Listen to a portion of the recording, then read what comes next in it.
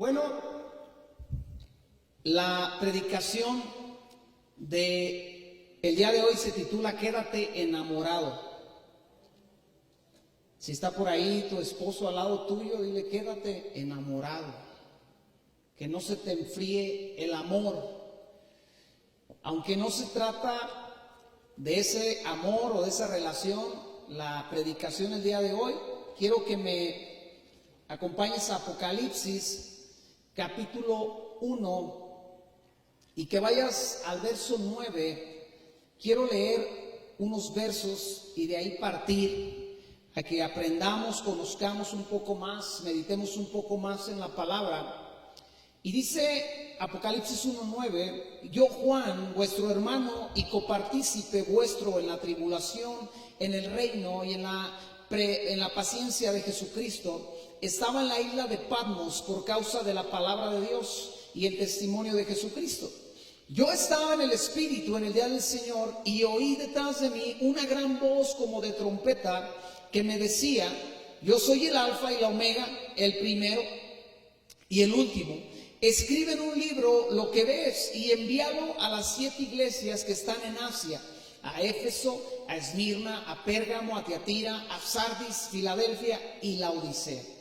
Y me volví para ver la voz de aquel que hablaba conmigo, y vuelto vi 7 candeleros de oro, y en medio de los 7 candeleros a uno semejante al Hijo del Hombre, vestido de una ropa que le llegaba hasta los pies, y ceñido por el pecho con un cinto de oro. Su cabeza y sus cabellos eran blancos como blanca lana, como nieve, sus ojos como llama de fuego, y sus pies semejante al bronce bruñido, refulgente como un horno, y su voz como estruendo de muchas aguas. Tenía en su diestra una estrella, de su boca salía una espada aguda de 2 filos, y su rostro era como el sol cuando resplandece con su fuerza. Cuando le vi, caí muerto a sus pies, como muerto a sus pies. Y él puso su diestra sobre mí, diciéndome: no temas, yo soy el primero y el último, y el que vivo, y estuve muerto, mas he aquí que vivo por los siglos de los siglos. Y tengo las llaves de la muerte y del Hades. Escribe las cosas que has visto, y las que son, y las que han de ser después de estas. El misterio de las 7 estrellas que has visto en mi diestra y de los 7 candeleros de oro son las 7 estrellas son los ángeles de las 7 iglesias, y los 7 candeleros que has visto son las 7 iglesias.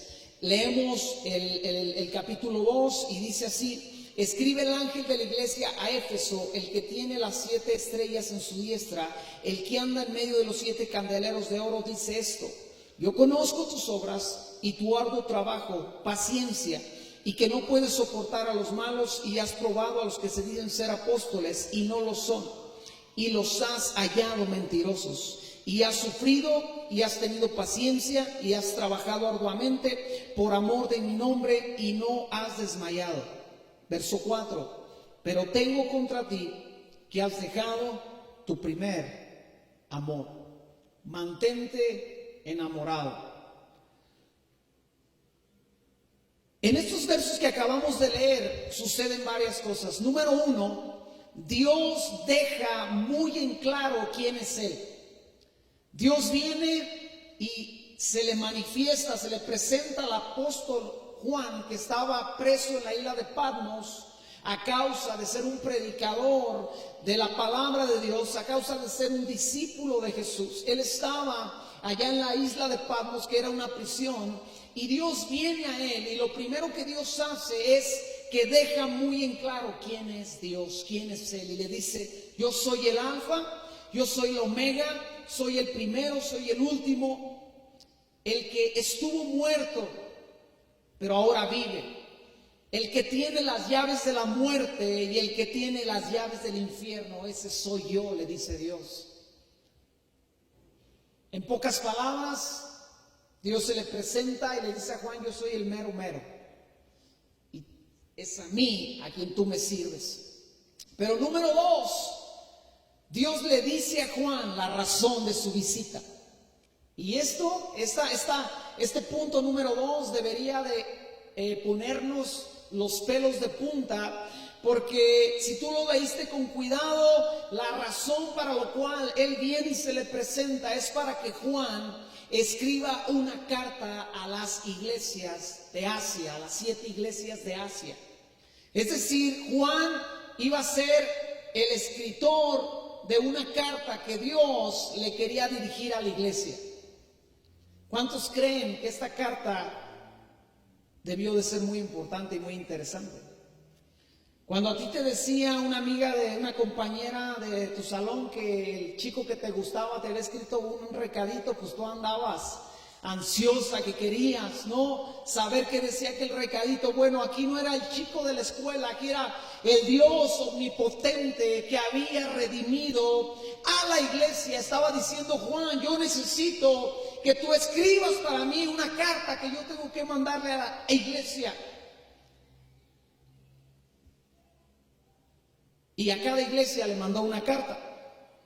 A la de Éfeso, a la de Esmirna, Pérgamo, Tiatira, Sardis, Filadelfia y a la Odisea. Les envía una carta, a cada una. Y cuando tú estudias cómo estaban situadas esas iglesias, posicionadas literalmente en un mapa, esas iglesias estaban situadas por donde circulaba el correo imperial.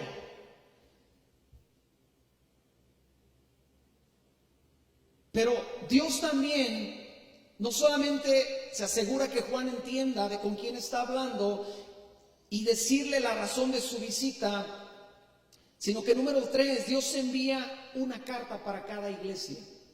No envió una carta para todas las iglesias, envió una carta para cada iglesia. Y no es casualidad que la primera carta va dirigida a la iglesia de los Efesios. En Éfeso había una iglesia y Dios dice: Juan, yo tengo que hablar con mi iglesia en Éfeso. Quiero que sepan, quiero que entiendan qué es lo que está pasando con ellos y quiero que tú escribas. Y la carta es muy interesante porque Dios marca 8 puntos a favor de la iglesia de Éfeso y le dice: iglesia de Éfeso, tú tienes obras. ¿Cuántos creen que esto es bueno, tener obras? Esto es bueno. La fe, las obras vienen por la fe. Si tú tienes fe, entonces vas a tener obras. Entonces era una iglesia que tenía fe, porque así dice la Biblia en Santiago. Eres una iglesia que trabaja arduamente. ¿Cuántos creen que esto es bueno? Es un punto a favor. No solamente trabajas arduamente, iglesia de Éfeso, tienes paciencia, pero número 4, también no soportas a los malvados. Pruebas a los que son apóstoles.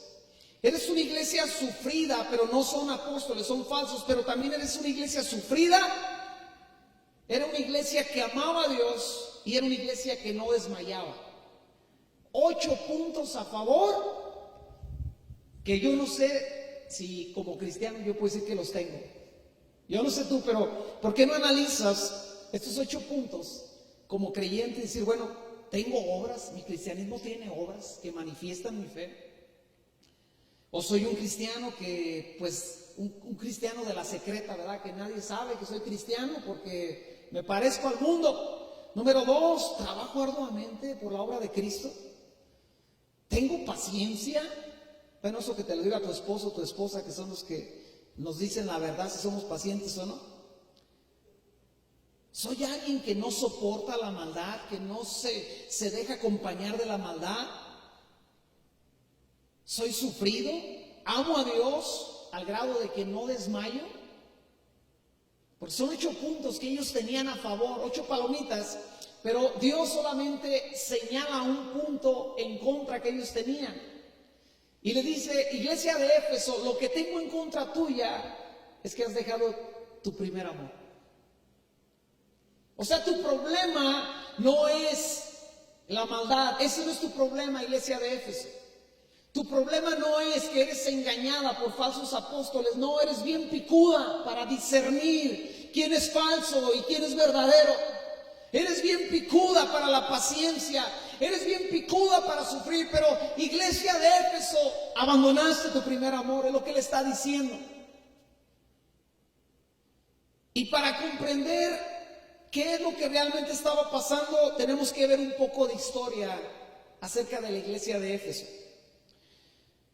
En Hechos capítulo 18, verso 19-21, es la primera vez que Pablo llega a Éfeso en su segundo viaje misionero y permanece ahí solo unos días. Pablo llega a Éfeso en el capítulo 18, verso 19-21, llega a Éfeso y entra a la sinagoga y comienza a discutir con los judíos. Y los judíos le dicen, quédate porque queremos escucharte. Y Pablo le dice, no, yo tengo que ir a Jerusalén, así que si Dios quiere yo voy a volver. La primera visita de Pablo a Éfeso fue una visita de doctor, una visita ráfaga, una visita muy corta. Pero si tú sigues leyendo en el capítulo 19, Pablo regresa a Éfeso en su tercer viaje misionero y se queda por 2 años en Éfeso predicando y enseñando la palabra de Dios. O sea, la iglesia de Éfeso conocía y sabía la sana y la buena doctrina. Tuvo al mejor maestro, al mejor expositor de la palabra de aquellos días, que fue Pablo, el apóstol Pablo, por 2 años capacitándolos, enseñándoles lo que era verdadero, lo que era falso, ministrando dones, haciendo milagros impresionantes. Es ahí en ese capítulo donde usted encuentra que Pablo empieza a realizar milagros sorprendentes por la mano de Dios, a tal grado que le llevaban la ropa de los enfermos. Pablo oraba por la ropa. Cuando regresaban y le ponían esa ropa a esa persona, la persona sanaba. Esa fue la capacitación que la iglesia de Éfeso recibió por 2 años. Por 2 años vio cosas que tú y yo no hemos visto hasta el día de hoy. Dios hace milagros extraordinarios. Pablo, después de esos 2 años, se va de Éfeso, no sin antes exhortar y abrazar y animar a los discípulos. Esto está en Hechos capítulo 20, 1 y 2. Pablo se tiene que ir de Éfeso después de 2 años, pero abraza a los discípulos y los anima y les deja una tarea: échenle ganas. ¿Cuántos aquí sabemos que para perseverar y seguir en el cristianismo hay que echarle muchas ganas? Cuando usted le deja de echar ganas, usted está frito y usted caminó. Cuando usted baja la guardia en la fe, cuando usted baja la guardia en la oración, cuando usted se deja llevar por el desánimo, por la tristeza, cuando usted se deja llevar por cualquier otra cosa que lo hace inconstante en su búsqueda de Dios, usted está muy cerca de caminar. Él anima, exhorta, les dice échenle ganas. En el capítulo 20, pero en el verso 17, él manda a llamar a los ancianos de Éfeso para despedirse literalmente por última vez de ellos, porque les dice, no me van a volver a ver. Porque Pablo sabía que iba a Jerusalén y que allá, y que era la última vez que los iba a ver, porque de ahí no sabía qué iba a pasar, pero él sabía que su hora de morir estaba ya muy cerca. Pablo llega a Roma, escucha lo que pasa, quiero que entienda lo que está pasando. Ya les predicó, ya los discipuló por 2 años, ya se despidió, llega a Roma como prisionero y desde la prisión escribe la carta a los Efesios, la que tú tienes ahí en tu Biblia. La carta a los Efesios fue escrita en una prisión por Pablo, por el fundador de la iglesia de Éfeso. Esto ocurrió. La carta de los Efesios se escribe en el año 60 después de Cristo. Grábate ese dato. Año 60 después de Cristo. Pablo está escribiendo la carta a los Efesios, mandándoselas, diciendo, estoy orgulloso de ustedes, estoy orando que tengan espíritu de sabiduría y de revelación para que comprendan a qué Dios los ha llamado y comprendan la herencia que Dios les ha dado como hijos suyos, para que comprendan el poder eficaz que obra a favor nuestro. Pablo está enseñándoles, les da indicaciones cómo deben de vivir. Le dice a los hijos, hijos honren a los padres, padres no exasperen a sus hijos, siervos obedezcan a sus amos, amos no sean rudos con sus trabajadores, con sus esclavos. Y les da la carta de los Efesios es una carta que si tú la adoptas y simplemente la vives, la practicas, vas a tener un cristianismo muy eficaz y poderoso. En el año 60 él escribió esta carta. Apocalipsis fue escrita, según los teólogos, entre el año 64 y el año 90. No pudo ser escrita, según ellos, antes del año 64 o después del año 90. O sea, que de la carta de los Efesios a la posibilidad más remota más lejana, de que la carta de Apocalipsis fue escrita en el año 90, tenemos 26 años. O sea que cuánto tiempo le costó a la iglesia de los Efesios llegar a ser una iglesia que ya no andaban en su primer amor, a lo mucho 24 años. Por mucho. Pero te digo algo más crudo y más real. Sabemos que ni tenemos que llegar al año 24 cuando ya no estamos enamorados de Dios. En el primer año, en el segundo año, en el quinto año, en el 10º año, dejamos el amor por Dios. Ahora tú tienes que entender lo que acababa de pasar. Pablo les escribe en el año 60 a los Efesios. Quiere decir que cuando él escribe la carta, si Jesús murió a los 33 años, Jesús tenía 27 años que había muerto. O sea, no era mucho tiempo. Yo estoy en un grupo que abrieron por ahí en las redes sociales de la secundaria número 3 y me inscribí y me da risa porque hay de la primera generación. ¿Tú fuiste de la primera generación? La segunda. Hay gente de todas las generaciones. Y me da risa porque, y gozo y alegría. Porque ¿cuánto hace que yo estuve en la secundaria? Tengo 46 años, hace 30 años que yo estuve en la secundaria. Y si yo me acuerdo de la secundaria, yo me acuerdo cómo olía la secundaria. A lo que voy es, 30 años después no es mucho tiempo para acordarse de algo que marcó tu vida.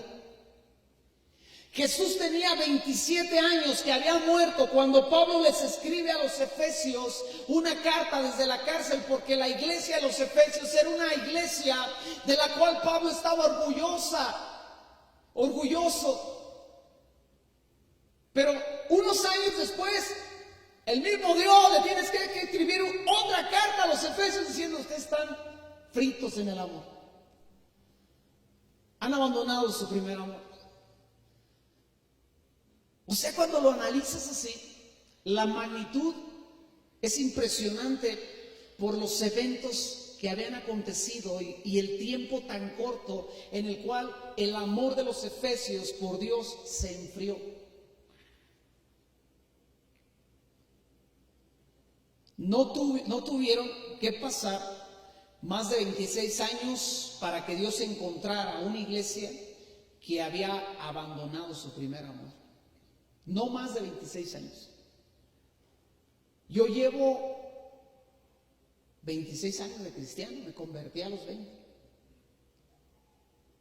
Y si yo te contara la cantidad de gente que yo he conocido en la iglesia, en el cristianismo, que brincaron juntamente conmigo en una reunión de alabanza gritando: Dios, eres todopoderoso, Dios, te amo. Cuánta gente yo vi llorar en un altar, cuánta gente yo escuché que Dios les habló a través de alguien que tenía un don profético, cuánta gente yo vi entregar su vida, cuánta gente yo vi prometerle cosas a Dios. En estos 26 años, te digo la realidad, no cabríamos en este lugar. Pero muchos de ellos, muchos de ellos, el amor que tenían hacia Dios el día de hoy ya no está. 26 años después. Ahora, iglesia, ¿cómo darse cuenta? ¿Cómo me doy cuenta si he dejado mi primer amor? ¿Cómo me doy cuenta, iglesia? ¿Cuántos aquí tienen un año en Cristo? Más de un año, 5 años, menos de 5 años, de 5 años para abajo. ¿Quién tiene de 5 años hacia abajo? de 10 años para abajo. Algunos ni saben cuándo nacieron, de nuevo, ¿verdad? De 15 años para abajo. De 20 años para abajo. Estamos como en la vacuna, ¿verdad? Llamando por categorías. 25 para abajo. 30 para abajo. Allá me toca a mí levantar la mano. ¿Cuántos aquí nacieron en una cuna cristiana? Aquí está uno, allá está otro. Gente que nació, sus padres ya eran cristianos y ellos no conocen otra fe que la fe cristiana. ¿Cómo me doy cuenta, Alejandro, si tengo un año y ya fui capaz de abandonar mi primer amor? O te la cuento peor, ¿cómo me doy cuenta si nunca está enamorado de Dios tal vez? A lo mejor usted está como esa mujer que se casó por conveniencia y compromiso y nunca amó al hombre. Hay historias así.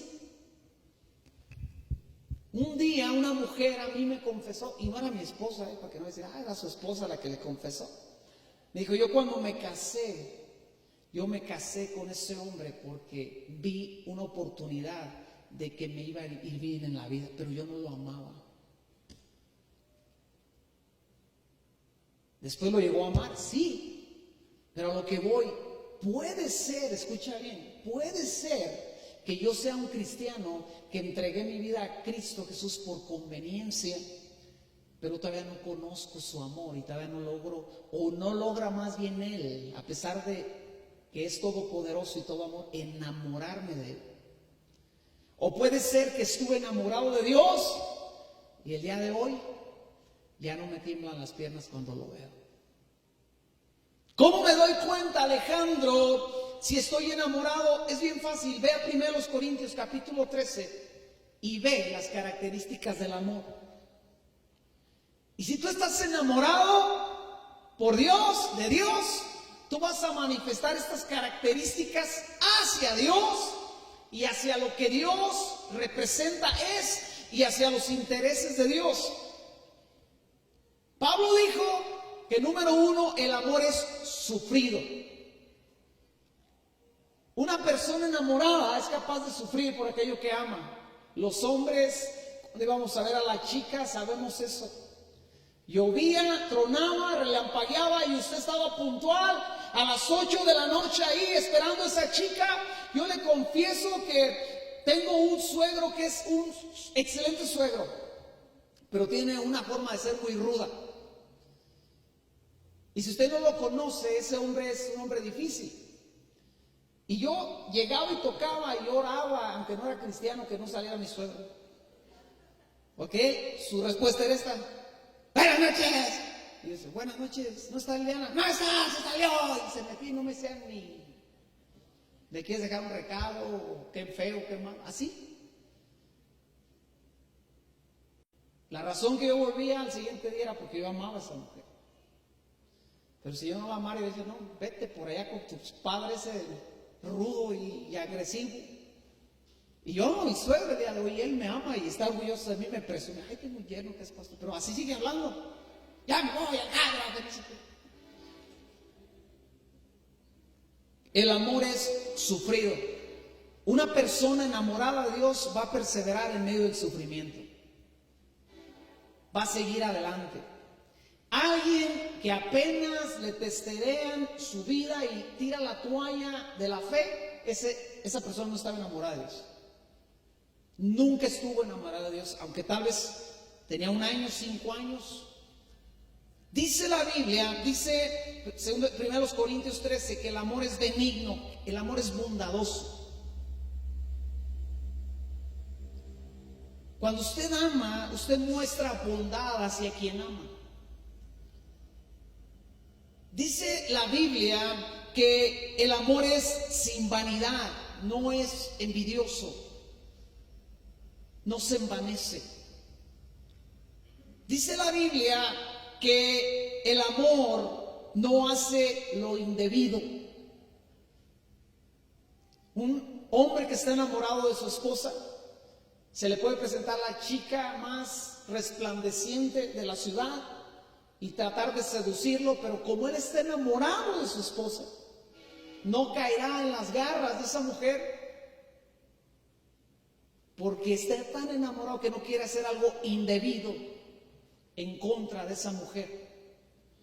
El amor, hay uno bien bueno, no busca lo suyo. El amor busca el bien de aquello que ama. Las mamás saben perfectamente esto. Hijos ingratos, hijos malvados, hijos que no saben ni decir ni gracias, pero la mamá los ama tanto que una vez más está ahí para ellos. Dice la Biblia que el amor no se irrita, que no guarda rencor. Dice que no se goza en la injusticia, sino que se goza en la verdad. Y ahí le va unos puntos bien importantes para saber si yo estoy enamorado de Dios. Dice que el amor todo lo sufre, todo lo cree, todo lo espera y todo lo soporta. Se parece a las doñas maltratadas por el barbaján alcohólico que les pega cada 8 días. Pero lo aman tanto que están dispuestos a sufrir de las consecuencias de vivir con ese barbaján. Y cuando ese barbaján le dice el lunes, mi amor, perdóname, no vuelve a pasar, ella se la cree. Porque está tan enamorada de él, lo ama tanto que cree que realmente esa fue la última vez que le pegó. Dice que todo lo espera, el amor todo lo espera. Sigue esperando que ese hombre cambie. Y todo lo soporta. ¿Cómo me doy cuenta, Alejandro, si yo estoy enamorado de Dios? Porque estoy dispuesto a sufrir por Él. Porque todo lo que Él me dice se la cree. Cuando empezó esta problemática de esta situación, Dios puso en mi corazón que Él nos iba a guardar y yo le creí. Y llevamos más de un año y le sigo creyendo. Y nos cambian el semáforo a tutti frutti y yo le sigo creyendo que nos va a guardar. Hemos pasado por todos los colores, ya fuimos de ida y de venida, yo le sigo creyendo que nos va a cuidar. Ahora, escucha bien, esto no quiere decir que no es probable que alguien se enferme, ya lo vi. Algunos que aman a Dios y le creyeron a Dios se enfermaron, pero ¿qué cree? El proceso de su enfermedad fue bien diferente a los que no creen en Dios. ¿Se pusieron malitos? Sí. ¿Les dolió el cuerpo? Les dolió. ¿Fueron vulnerables en su salud? Lo fueron. Pero seguían creyendo que Dios los iba a sanar y no se murieron. Otra vez alguien que se enfermó, le dije, entonces no te vas a morir. Digo, no, dije, pues, porque así nos llevamos, ¿no? Pero fíjese, o sea, qué cosas tan poderosas, qué importante es estar enamorado de Dios. Alguien enamorado cree, alguien que no ama ya no cree. Ahora, ¿cómo se comporta, Alejandro, cómo se comporta alguien que perdió su primer amor? Alguien que ya no está enamorado, ¿cómo se comporta? Yo he escuchado muchas veces este comentario en muchos lados con mujeres que han sufrido infidelidad. La mujer siempre dice, yo me di cuenta cuando este hombre comenzó a serme infiel.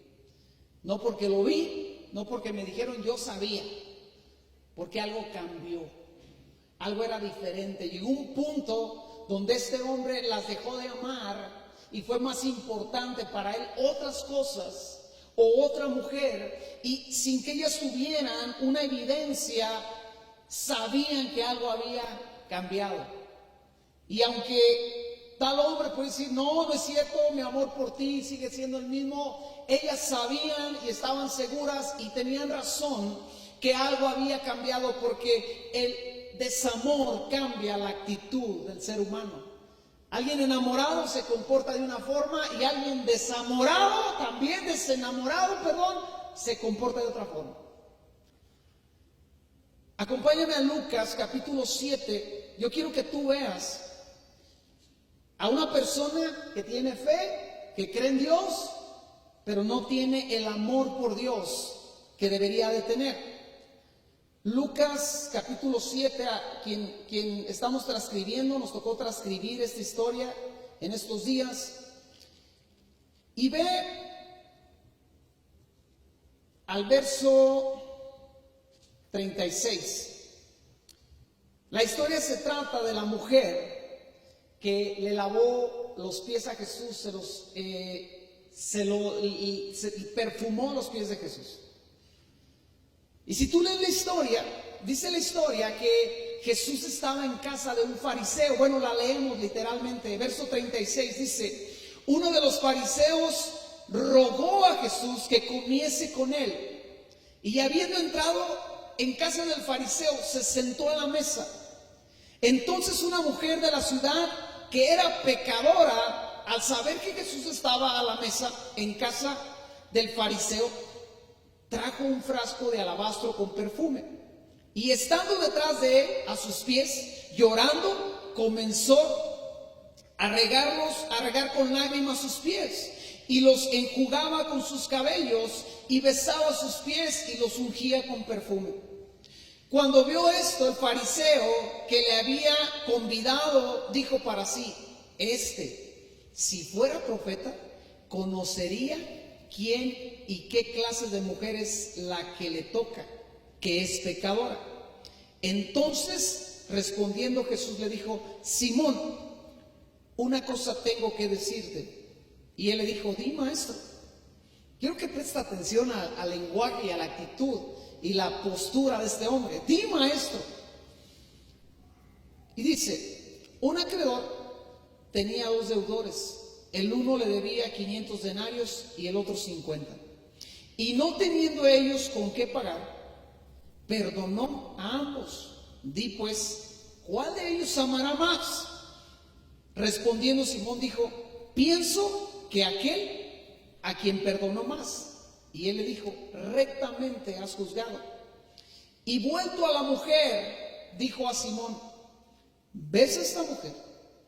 Entré en tu casa y no me diste agua para mis pies, mas ésta ha regado mis pies con lágrimas y los ha enjugado con sus cabellos. No me diste beso, mas ésta desde que entré no ha cesado de besar mis pies. No ungiste mi cabeza con aceite, mas ésta ha enjugado con perfume mis pies. Por lo cual te digo que muchos pecados le son perdonados, porque amó mucho. Mas aquel a quien se le perdona poco, poco ama. Y a ella le dijo: tus pecados te son perdonados. Y los que estaban juntamente sentados a la mesa comenzaron a decir: ¿quién es este que también perdona pecados? Analiza la historia. Los protagonistas de esta historia son 3. Es el fariseo, es Jesús y es la mujer pecadora.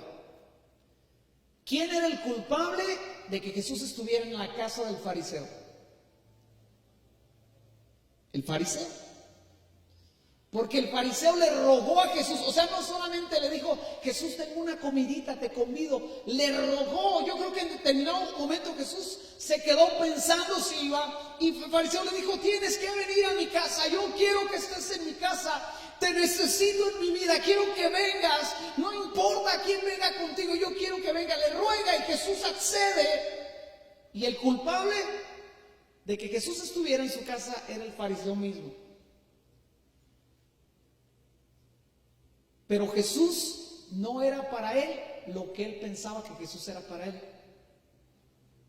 No era tan importante, Jesús no era tan importante para el fariseo como él pensaba que era de importante.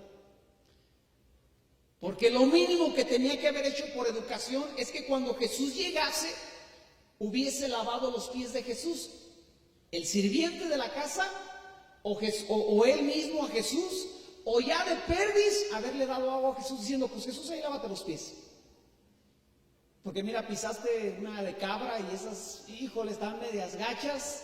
Entonces lávate los pies porque mi esposa es media delicada, acuérdate que vamos a comer. Jesús, el sirviente que lava los pies no vino, me renunció, y yo la neta, pues no tengo ganas de lavarte los pies, pero ahí está la cubeta de agua, está fría, pero no importa, el chiste es que te lave los pies. Ni eso hizo. Le hago la pregunta, ¿esto manifiesta algún tipo de amor por Jesús?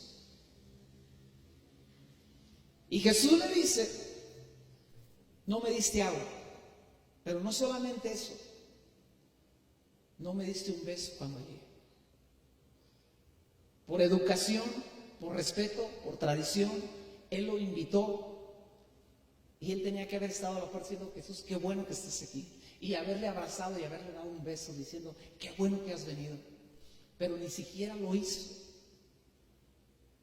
O sea, ese fariseo ni Edecán servía, pues. Lo corrían de las iglesias porque pan y Edecán servía. Una esposa enamorada, cuando llega el marido, se le va a notar que está enamorada de ese flaco, panzón, chaparro, como venga. Trajeado, destrajeado, mugroso, limpio, como llegue según lo que haga. Se le va a notar que está enamorado.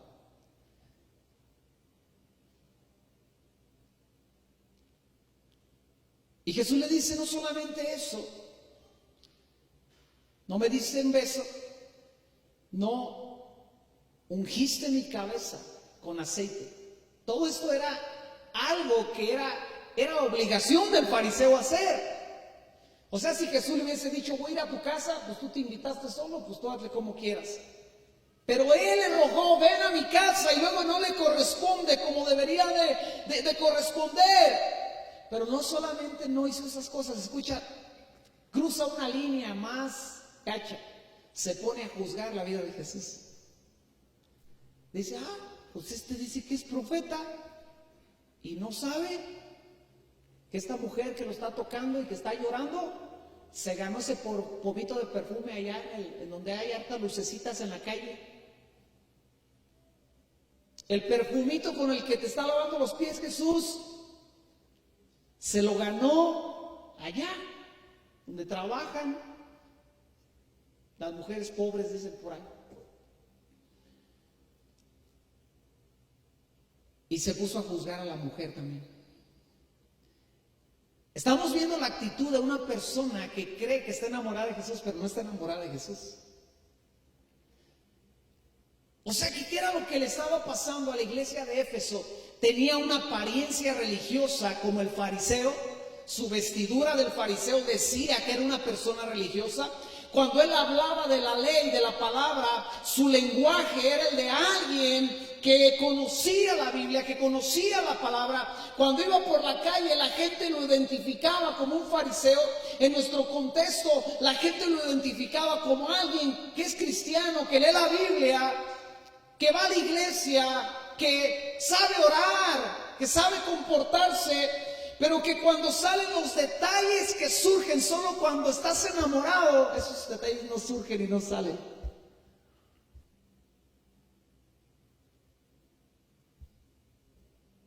Alguien que está enamorado de Dios siempre va a tener algo que decirle a Dios. ¿Cuántos saben eso? Una mujer que tiene un marido enamorado de ella, regularmente ese marido no va a tener que ser acuchillado y cacheteado para decir palabras bonitas.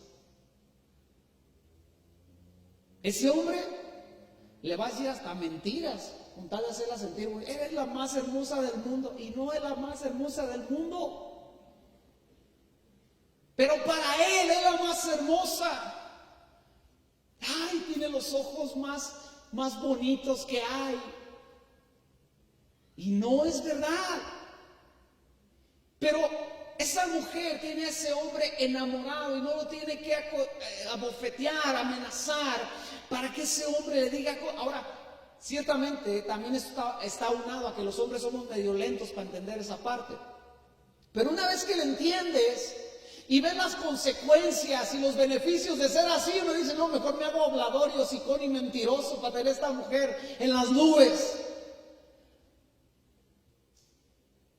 Pero la realidad es que cuando estás enamorado de esa mujer, siempre hay algo que decir.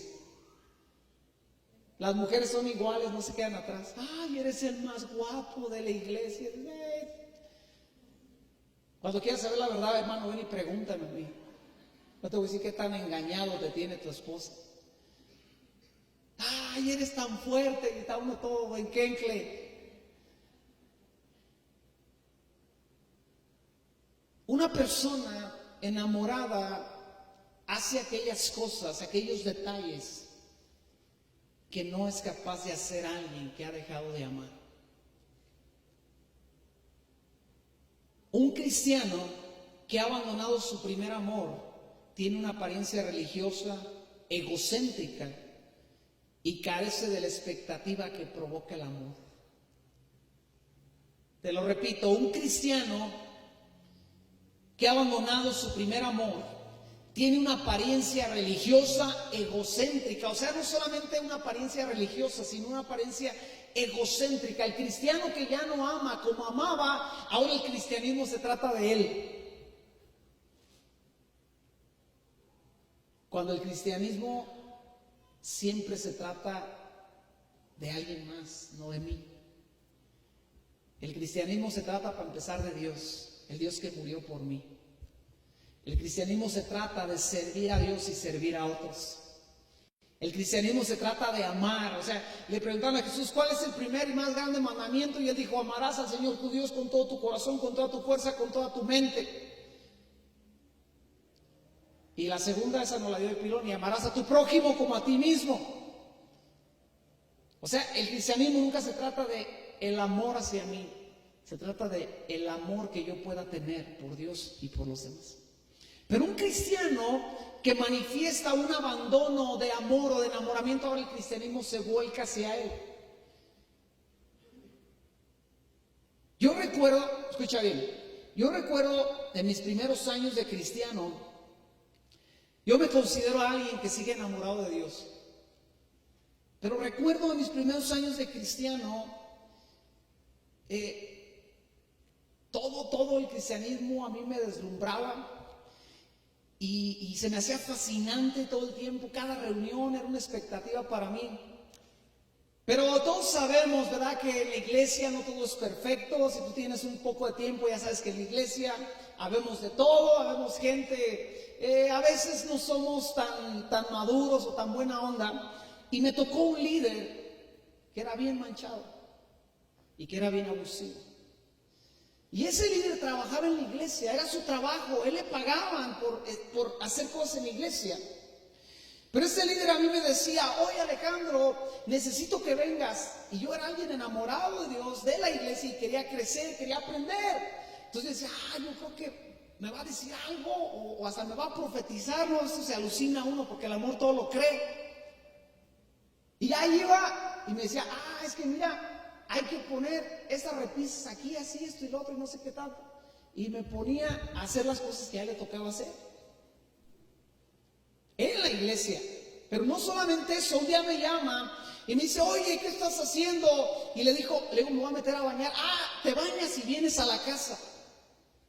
Yo dije, pues, órale, me baño, me cambio, voy a su casa. Le digo, ¿qué pasó? ¿Qué quieres? Dice, es que voy a sacar escombro y necesito que me ayudes. Y yo dije, ¿por qué no me dijiste siquiera para no bañarme? Yo venía de la herrería, traía botas, traía ropa de trabajo con la cual me podía polvear, ensuciar sin ningún problema. Y me pone a mí a sacar escombro de su casa. Y la gente empezó en la iglesia a ver, y unos porque ya lo conocían, que era un líder muy abusivo. Y se me empezó a acercar y me dijo, ¿por qué te dejas? O sea, ¿por qué permites a mi esposa? Le empezó a decir, oye, ¿por qué dejas que este cuate haga con esas cosas con tu esposo? Para mí, como herrero, los días de descanso que son Navidad, Año Nuevo, 15 de septiembre y 30 de septiembre son lo máximo, porque no, como herrero no tengo muchos días de descanso. Es día del trabajo, yo trabajo. Es día de la Candelaria, a mí me toca trabajar. Día de los muertos, día de los vivos, día de los que se están muriendo, yo trabajo todo el año. Día que sea. Entonces cuando llegaba por ahí un 30, un Un 30 de septiembre, un 16, para mí era un gozo porque ese día podía hacer otras cosas. Y aún en estos días, oye, ¿vas a trabajar? No, no voy a trabajar. Listo que vengas.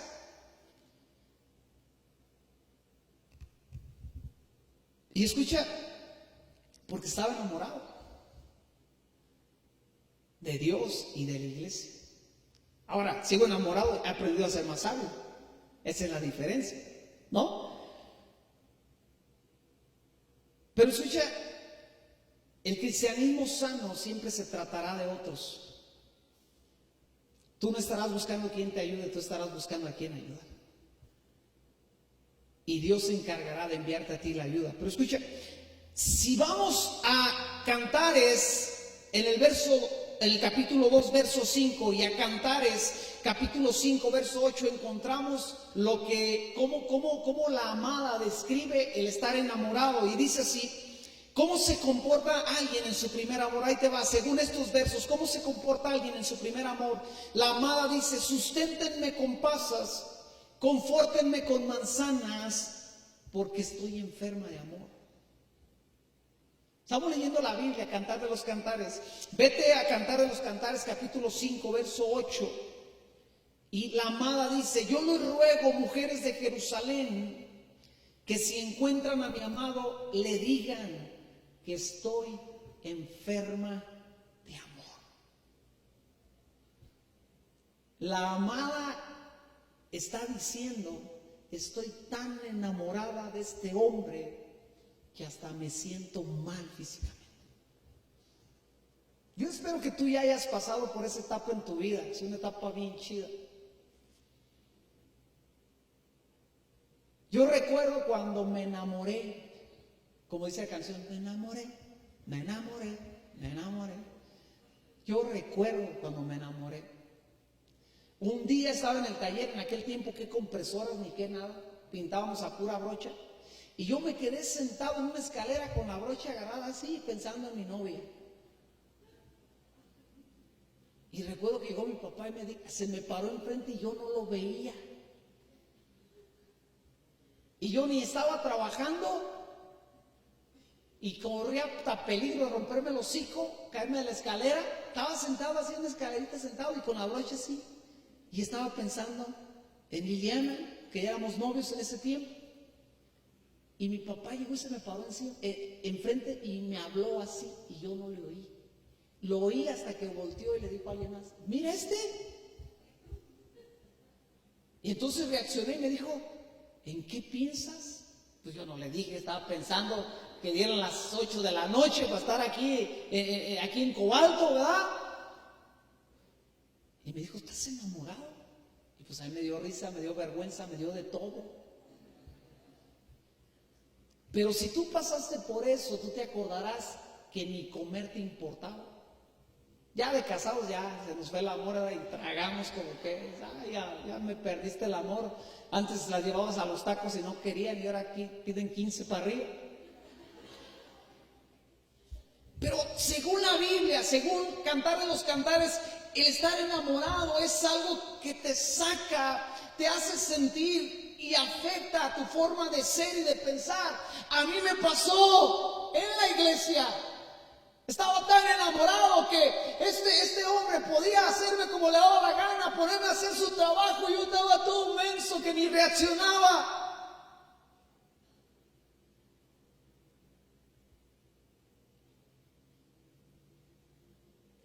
Cuando dice ahí estoy enferma, la palabra se traduce como gastado, como desgastado, como débil, como afligido. Escucha, estar enfermo, la palabra enfermo, cuando la amada dice estoy enferma de amor, se traduce como una lisonja. ¿Qué es una lisonja? ¿Qué es una lisonja? Una lisonja es una alabanza exagerada, generalmente interesada, que se hace a una persona para conseguir un favor o ganar su voluntad. O sea, si tú lees el Cantar de los Cantares y nada más agarras las palabras de la amada, de la tsunamita, sobre el amado, tú dices, esta estaba perdida. Pero el asunto es, y lo cual es una imagen de la relación entre Cristo y la iglesia, el cantar de los cantares, pero vas a las palabras del amado y él estaba igual, de perdido, enamorado de ella. O sea, alguien enamorado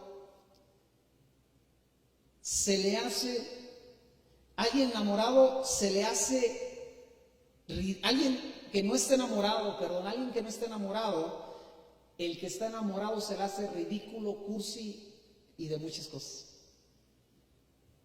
Entonces, una característica para que te des cuenta si tú ya no estás enamorado de Dios es que cuando ves a otro hacer cosas locas por Dios, a ti sí ya se te hacen ridículas. Ay, esa vieja, ¿cómo ora? Ni deja oír nada en la iglesia. Ay, esa vieja canta regacho y no se calla y siempre está atrás de mí. Y la hermana, que no le importa si canta bien o canta mal, al cabo dice, el que dirige la alabanza canta peor que yo. Se suelta cada domingo, pero el que ya perdió el amor dice, ay, otra vez, aquí está. Y al que está enamorado, a la que está enamorada, le vale cacahuate lo que piensen los demás.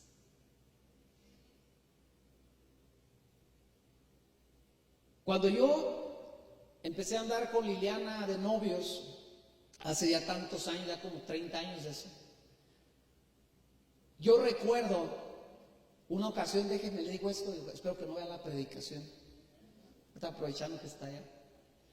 Uno de mis hermanos quería que anduviera con una prima de su novia, y para empezar a mí ni me gustaba la prima de la novia. Y que ándale, y que sabe qué tanto. Y yo le decía, pues si yo ya tengo novia, ¿cómo voy a andar con ella? Y además ni me gusta, estás bien menso, y que quién sabe qué tanto, y que yo no sé. Y Liliana, mi esposa, yo tengo unos cuñados grandotes, así como Julio, grandotes. Y siempre han estado así grandotes. Y en aquel tiempo ellos todavía no estaban de acuerdo en que nosotros anduviésemos de novios.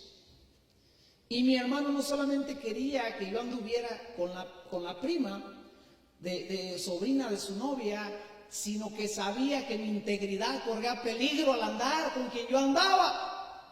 Y recuerdo que un día me dijo, sus palabras fueron, me dijo, estás bien menso, me dijo más feo, estás bien menso, hasta te van a romper el hocico un día de estos y ni cómo yo te defienda, pues si él está más chaco que yo, ¿cómo me defiende? Y a él se le hacía ridículo que yo insistiera en andar con alguien que él no entendía por qué yo quería andar con dicha persona. Pero ¿sabe cuál es la diferencia? El enamorado era yo. El que amaba era yo. Una persona enamorada hace cosas ridículas. Una persona desenamorada se le hace ridículo lo que el enamorado hace. ¿Por qué esa insistencia, mujer, de llegar temprano a la iglesia? Todos llegan tarde. Porque yo estoy enamorada de Dios y quiero llegar temprano a la cita. O viceversa. ¿Por qué cada domingo vas a la iglesia? Yo tengo un amigo que me dice, oye, pero ¿cada domingo vas a la iglesia? Sí, cada domingo voy a la iglesia. O sea, no hay un domingo en el año que no vayas a la iglesia. Puedo no ir a la iglesia, pero yo quiero ir a la iglesia. ¿Y por qué vas cada domingo a la iglesia? O sea, se le hace ridículo a aquel que no conoce el amor de Dios porque no sabe lo que es estar en una reunión donde el Espíritu Santo está. Ahora, escucha bien, yo no, a estas alturas ya debes de tener una idea si estás enamorada de Dios o si no estás enamorado de Dios. Ya tú juzga, yo no te voy a decir, te falta, no. Tú en base a lo que estamos leyendo, di, o sea, realmente Dios, sigo enamorado de ti. O realmente Dios, he estado alguna vez enamorado de ti. No voy a ser como el fariseo que te tengo en mi casa por conveniencia, por religiosidad. Pero escucha, si tú estás enamorado de Dios, o si no estás enamorado de Dios y tú pretendes una vez más enamorarte de Dios, te tienes que poner bien atento, como dijo el Decálogo. Ponte atento, no sea lento. estar enamorado en este momento. Porque seamos sinceros, escucha, en toda historia de amor, siempre hay alguien que se quiere volar el amor.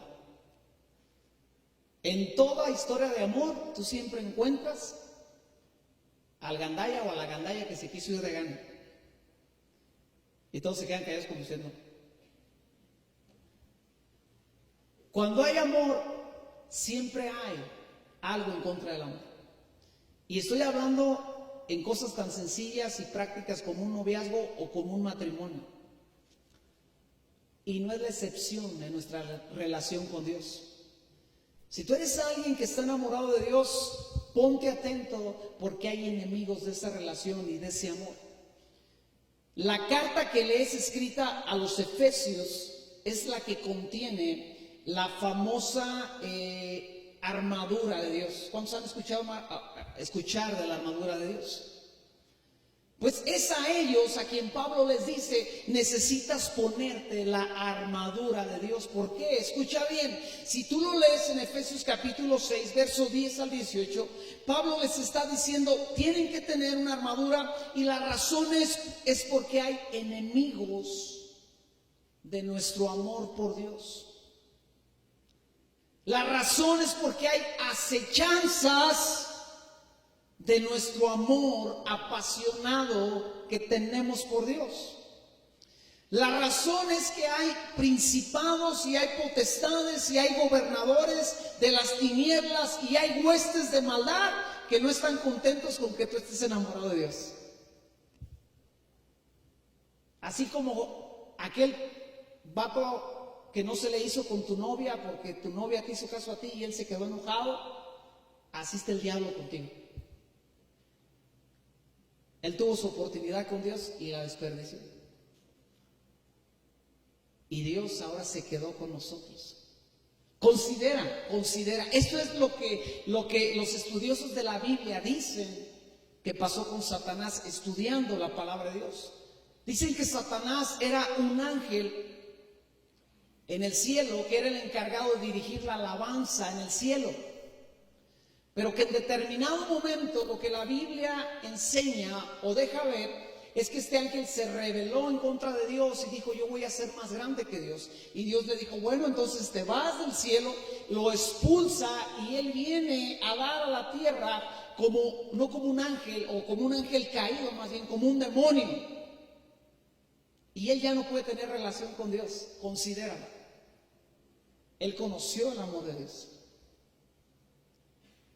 Él conoció el resplandor y la belleza de Dios. Ahora no se puede acercar a Dios. Y ve que cada domingo tú vienes a la iglesia, te paras delante de Dios, levantas tus manos. Dios te abraza, Dios te habla, tú le hablas, Él te contesta, se enamoran cada día más. ¿Cómo crees que se siente? Ah, qué bueno que Daniela está más enamorada de Dios.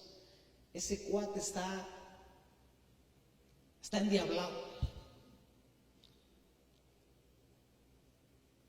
Y Pablo le dice a los efesios, necesitan ponerse la armadura. ¿Por qué? Porque hay enemigos en contra de una iglesia enamorada por Dios. Y si tú quieres saber, no solamente que hay enemigos y que debemos de caminar alertas en contra de las acechanzas del diablo por el amor que tenemos por Dios. Y si tú dices, bueno, la verdad, Alejandro, el día de hoy yo no me siento alguien enamorado de Dios. No levantes tu mano, pero te hago la pregunta.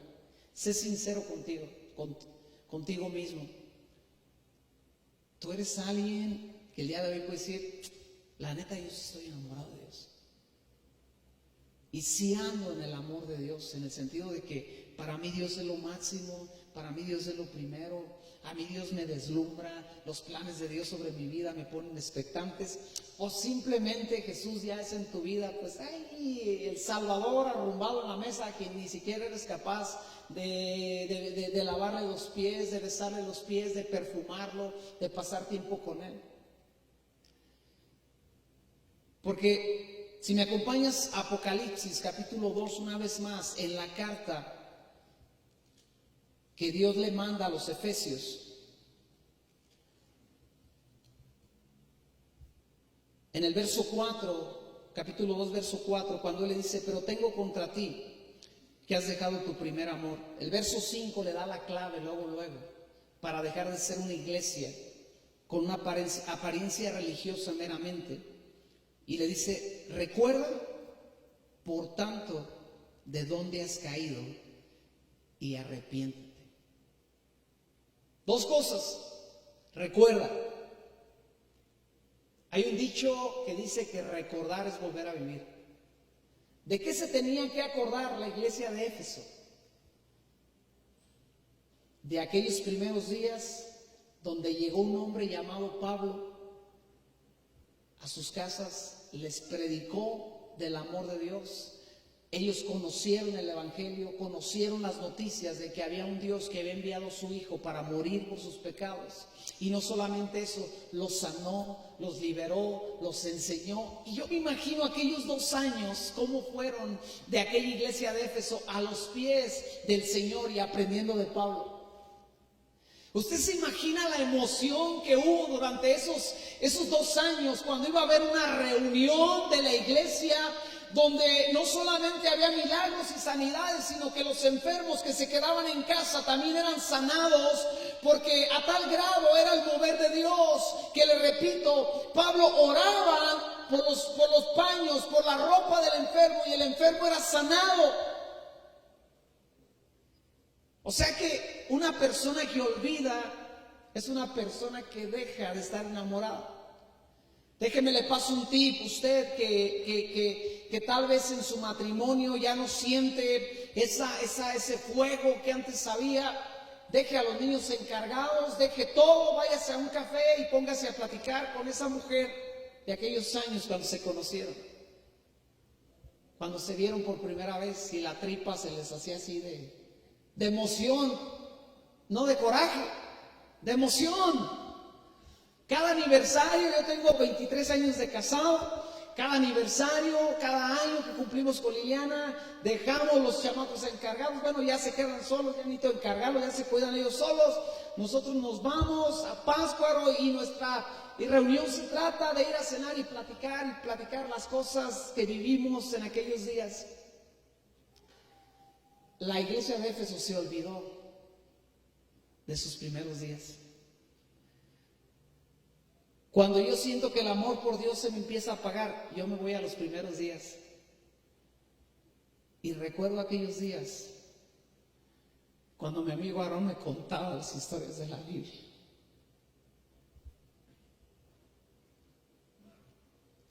Y me contó la historia de David y mi corazón fue abrazado por Dios. Me contó la historia de Gedeón. Y recuerdo aquellos días donde conocí al Espíritu Santo. La primera vez que me tocó, la primera vez que me abrazó, la primera vez que me quebrantó.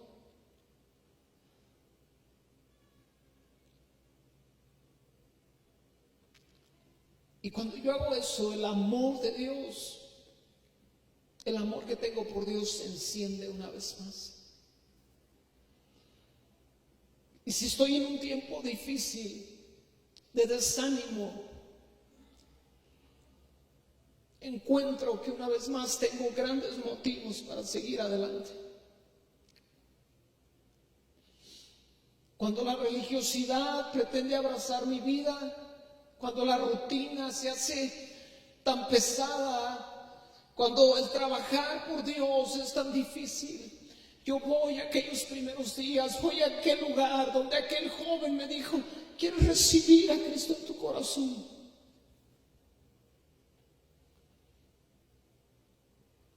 Y recuerdo que le dije, sí quiero. Y mi vida cambió en un instante. Pero la iglesia de Éfeso había dejado de recordar sus primeros días.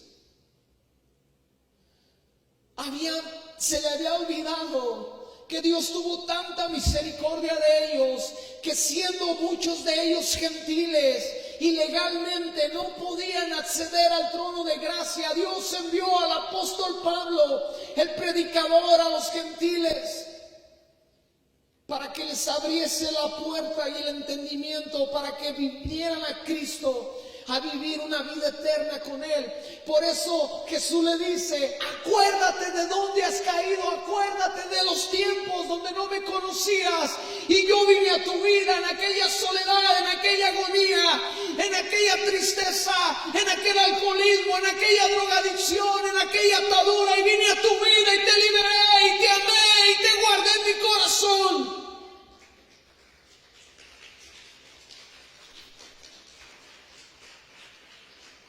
Y un cristiano que tiene presentes esos días será un cristiano enamorado todo el tiempo. Pero no solamente le dice acuérdate, le dice arrepiéntete. Arrepiéntete de qué, iglesia, los Efesios. Arrepiéntete de ser una iglesia que ya no me ama como me amaba. Es lo que les está diciendo.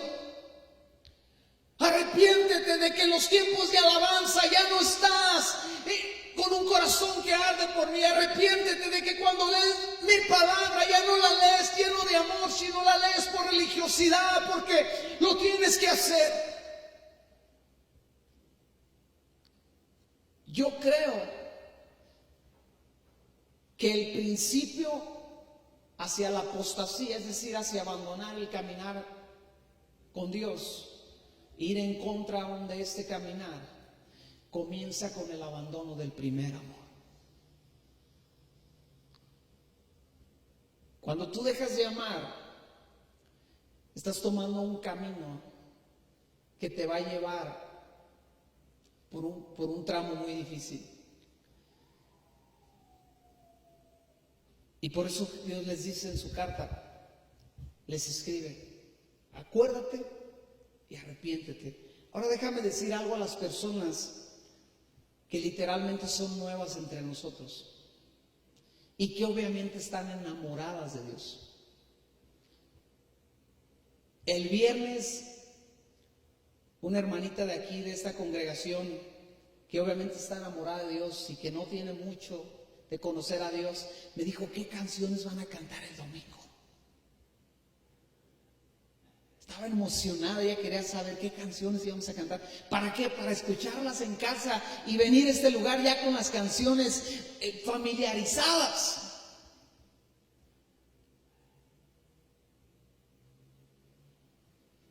Y a estas personas yo les diría lo siguiente: defiendan a capa y espada lo que sienten por Dios el día de hoy.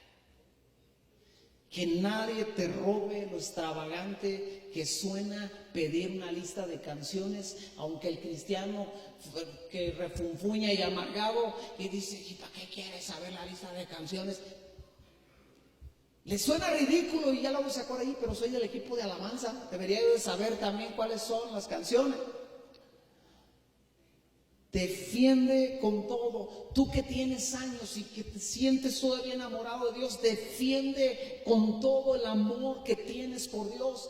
Que llegue Cristo, que Cristo te llame y que tu corazón arda por Dios y que cada domingo tú estés expectante. ¿Qué vas a hacer, amado mío, entre nosotros? ¿Qué nos vas a decir? ¿Qué nos vas a hablar? ¿Cómo nos vas a tocar? ¿Cómo va a trascender la reunión?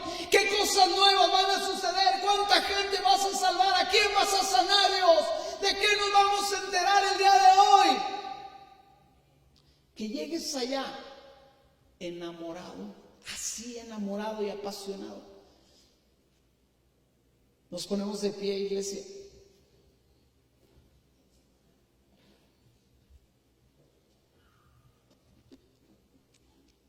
Yo quiero hacer una oración para terminar, breve y sincera, y te pido que inclines tu rostro.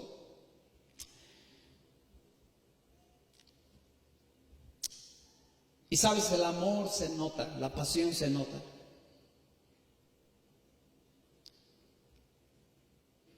Hace tiempo conocimos un matrimonio, eran extranjeros. Y este hombre era conocido porque todo el tiempo que estaba con su esposa la estaba viendo y le estaba tocando la mano, la espalda.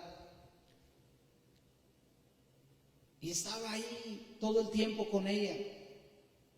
Y cuando alguien se refería a este matrimonio, siempre decían, él se llamaba Andreas, siempre decían, Andreas siempre está tocando a su mujer, la espalda, el pelo, la cara. Cuando ella habla, voltea a verla y sus ojos denotan que la ama. Y era una característica en él que todos los que los conocíamos y veíamos, reconocíamos que era una verdad. Y yo creo que el día de hoy tú tienes que preguntarte, ¿realmente yo estoy enamorado de Dios? No porque lo diga, sino porque realmente el día de hoy a mí se me nota que estoy enamorado de Dios.